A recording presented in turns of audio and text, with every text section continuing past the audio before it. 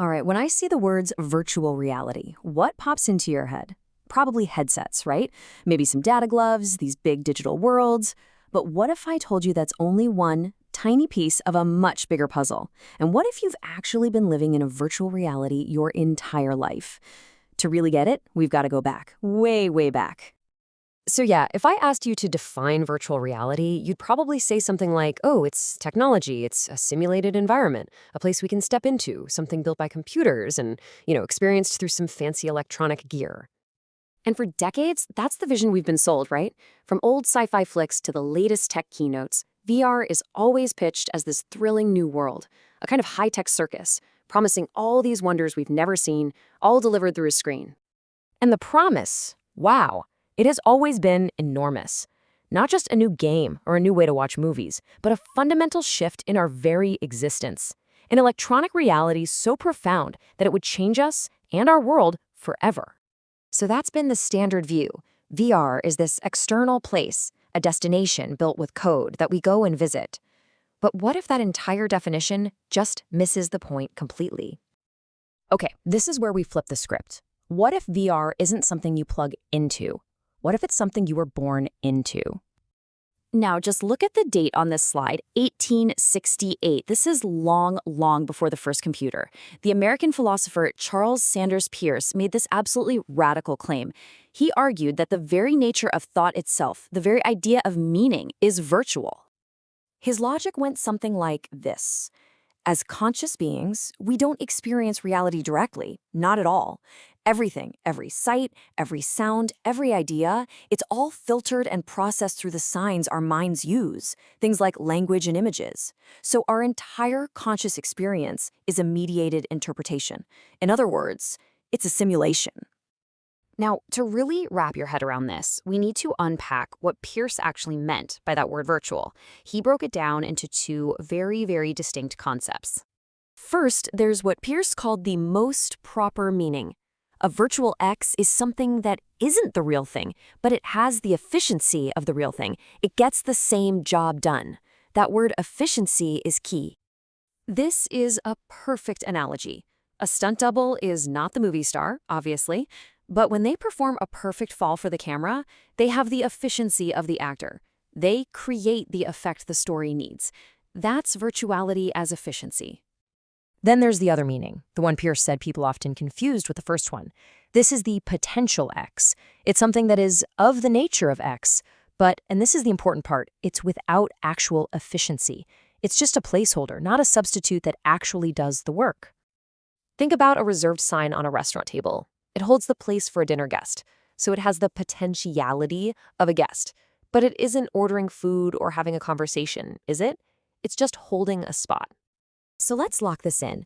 Virtual as efficiency is a substitute that works like the real thing. Virtual as potentiality is just a placeholder that could become the real thing. Understanding this difference is the absolute key to seeing the hidden layers of virtual reality that are all around us. All right, now that we have this framework, we can start to see how it applies to our own lives. Peirce's ideas actually reveal at least 3 distinct degrees of virtuality that we navigate every single day. So first, you've got dreams, which are built on pure potentiality. Then you have VR technology, which is all about action and reaction. And finally, you have myth and culture, the huge shared simulation that we all inhabit. So the first degree of virtuality is the dream world. This is pure potentiality.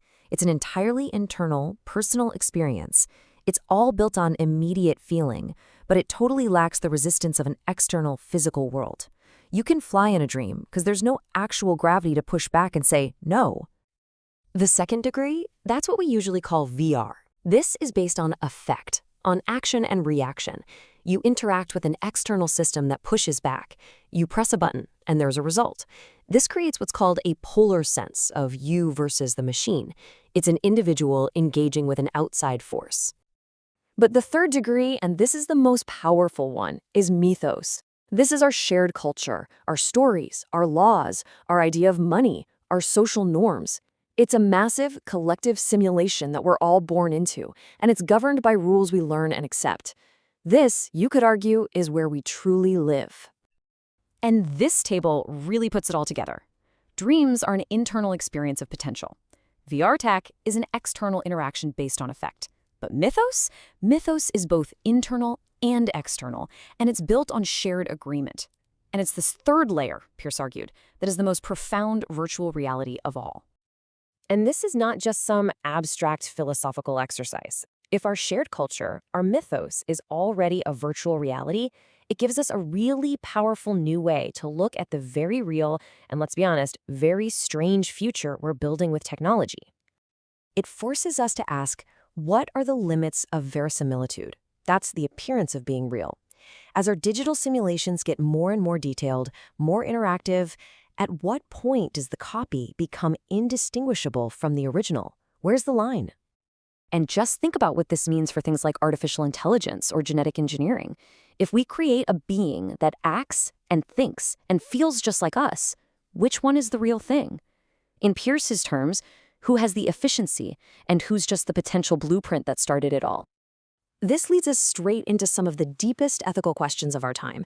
If our creations, our virtual copies, become as efficient as we are, do they deserve the same rights? At what point do we decide the copy is just as real as the original? In the end, maybe creating these virtualities isn't just a technological project. Maybe it's a fundamental part of our journey as meaning-making beings. We are always waiting, and we are always working on that next layer of reality to arrive.